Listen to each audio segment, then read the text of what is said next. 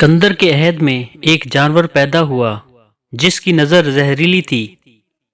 وہ اپنی زہر بھری نظر سے جس کی طرف بھی دیکھتا اسے ہلاک کر دیتا۔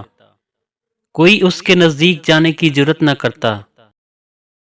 بادشاہ نے بڑے بڑے داناؤں سے پوچھا کہ اس جانور کو کیسے ہلاک کیا جائے۔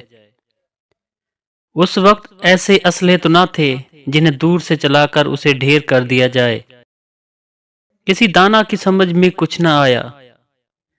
آخر ارسطالیس نے ایک تجویز سوچی۔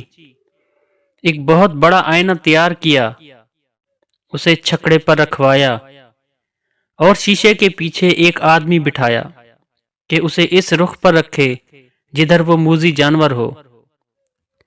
چنانچہ وہ موذی جانور چھکڑا دیکھ کر آگے بڑھا۔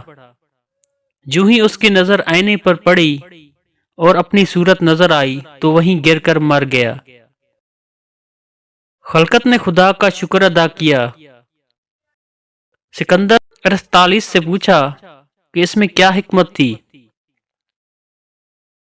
عرض کیا کہ زمین کے اندر گندے بخارات بند رہنے کے باعث کئی سالوں کے بعد ایسے جانور پیدا ہو جاتے ہیں۔